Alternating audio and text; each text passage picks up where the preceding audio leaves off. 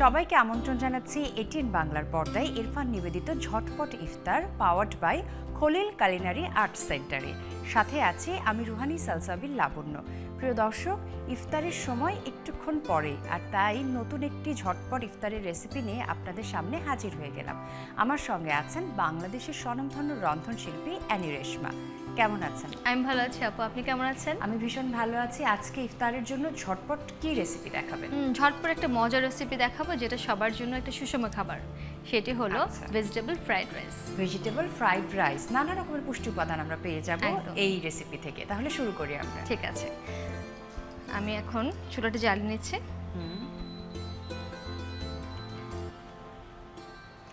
লাবণ্য আপু, তেলটা গরম হতে থাক, এই ফাঁকে আমি বলে দিচ্ছি আপনাকে কি কি ইনগ্রেডিয়েন্টস লাগছে।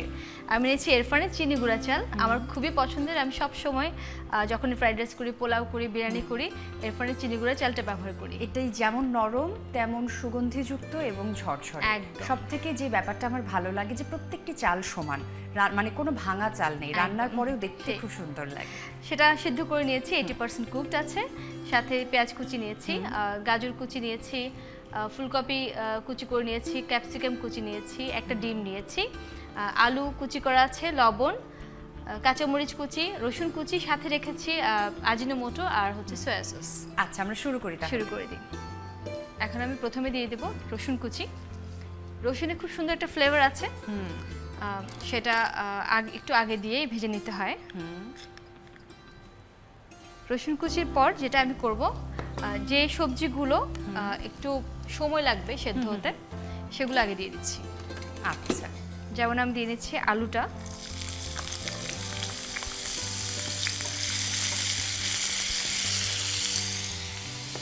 সাথে দিয়ে নিচ্ছি ফুলকপি। আমি ফুলকপিটাও দিয়ে নিয়েছি, কারণ এটা একটু সময় লাগে ভাজা হতে। এবং এই পর্যায়ে আমি যেটা করব, একটা ডিম নিয়েছি। যেহেতু আমি ভেজিটেবল ফ্রাইড রাইস বলছি, সব ধরনের ভেজিটেবল তো আছেই, কিন্তু আমি ডিমটা রেখেছি একটু প্রোটিনটা অ্যাড করার জন্য, যেহেতু এটা সুষম খাবার আমি বলছি, আর ইফতারে আমাদের সুষম খাবারটা খুব দরকার। আমি কিন্তু এখন লবণ দিইনি, আন্দাজ মতো দিতে হবে। লবণটা খুব খেয়াল করে দিতে হবে।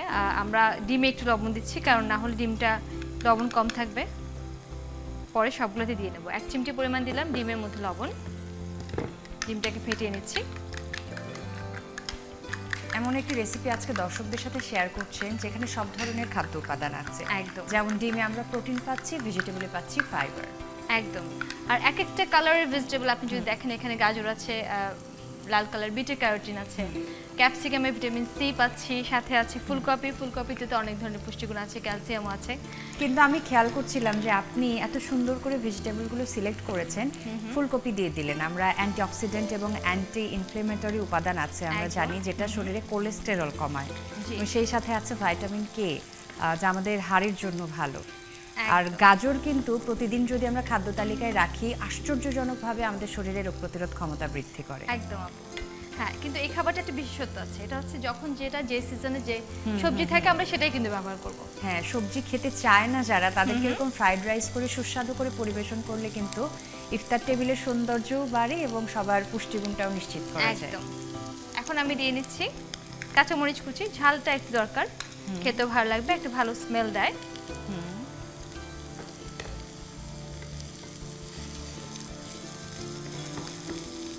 দেখতেও কিন্তু সুন্দর লাগছে, সাদার মধ্যে সবুজ। এখন দেব গাজর।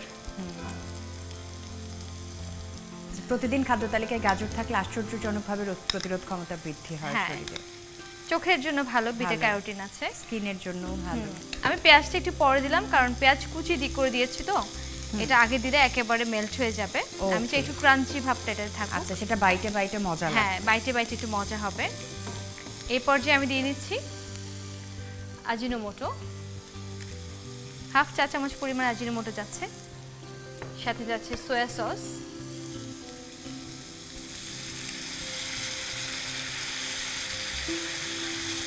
আমি 2 টেবিল চামচ পরিমাণ সয়া সস দিয়ে নিলাম। সবশেষে দিয়ে দেব আমি ক্যাপসিকাম।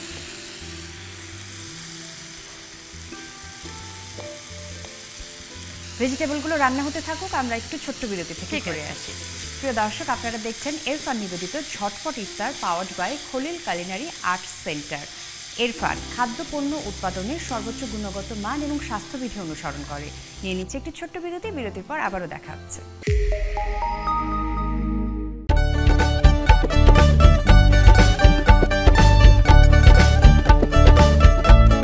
ইরফান সুপার চিনি গুঁড়া চালের চমৎকার স্বাদ, খাবারে আনে বাড়তি তৃপ্তি। ইরফান সুপার চিনি গুঁড়া চাল, আমার শতভাগ আস্থা। অর্ণবের স্বপ্ন দেশের ফুড ইন্ডাস্ট্রিতে জনপ্রিয় একজন শেফ হওয়ার। গ্র্যাজুয়েট নাবিলার স্বপ্ন এন্টারপ্রেনার হয়ে একটি চেইন রেস্টুরেন্ট বিজনেস গড়ে তোলা। বিদেশে পড়তে যাওয়ার আগে স্কিল ডেভেলপ করতে চায় কুকিং এক্সপার্ট ফাহাদ। অত্যাধুনিক কিচেনে আন্তর্জাতিক কারিকুলামে দেশ বিদেশের স্বনামধন্য শেফদের তত্ত্বাবধানে প্র্যাকটিক্যাল ক্লাসের পাশাপাশি থাকছে ক্যারিয়ার গাইডলাইন। স্বল্প ও দীর্ঘমেয়াদী সার্টিফিকেট কোর্সে শেফ হিসেবে আন্তর্জাতিক ক্যারিয়ার গড়ুন। Khalil culinary art centre.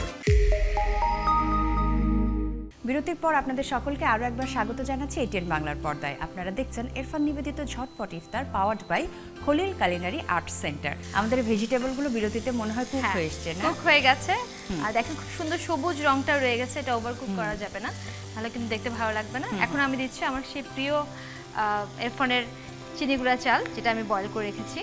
স্বাদে সুগন্ধে অনন্য। ফ্রাইড রাইসে কিন্তু আগেই একটু বয়েল করে রাখতে হবে। সুন্দর করে নেড়ে নেড়ে সবগুলো সবজির সাথে রাইসটা মিশিয়ে দিতে হবে। ইরফান চিনি গুঁড়া সুগন্ধি চাল, আপনি খেয়াল করেছেন প্রত্যেকটি দানা কিন্তু সমান, কোনো ভাঙা চাল নেই এখানে। হ্যাঁ, সেজন্যই কিন্তু আমরা যারা রান্না করি বাসায়, আমরা কিন্তু প্রেফার করি ইরফানের চিনি গুঁড়া চালটা। আমাদের পোলাওটাও ঝরঝরে হয়, ফ্রাইড রাইসের জন্যও ভালো, এবং আমরা যখন মিষ্টি জর্দাও করি তখনই কিন্তু এটা ভালো। ঝটপট পুষ্টিতে ভরা রেসিপি। যেহেতু আমরা সয়া সস দিয়েছি, ভেজিটেবল লবণ দিয়েছি, আমাদের একটু আন্দাজ মতো দিতে হবে। তারপর এখন আমরা এটা সার্ভ করব। ওকে, আমি সার্ভিং ডিশটা আপনাকে দিয়ে দিই। জি,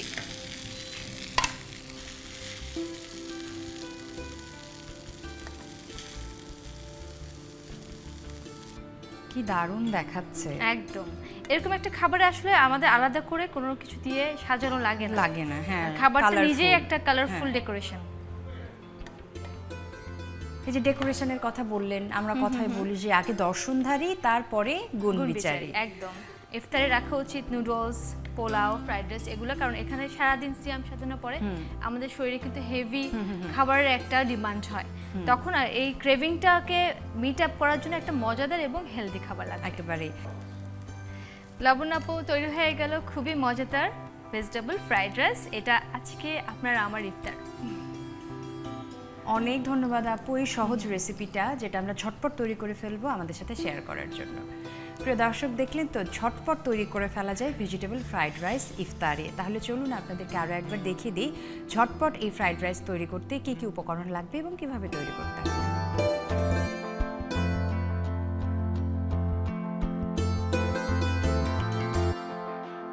আপু ভীষণ ভালো থাকবেন। আজ তো একসাথে ইফতার সারছি একটু পরে, তাহলে আজকের মতো দর্শকদের কাছ থেকে বিদায় নিই। ঠিক আছে প্রিয় দর্শক, এই ছিল আমাদের আজকের ইরফান নিবেদিত ঝটপট ইফতার powered by Khalil culinary art centre.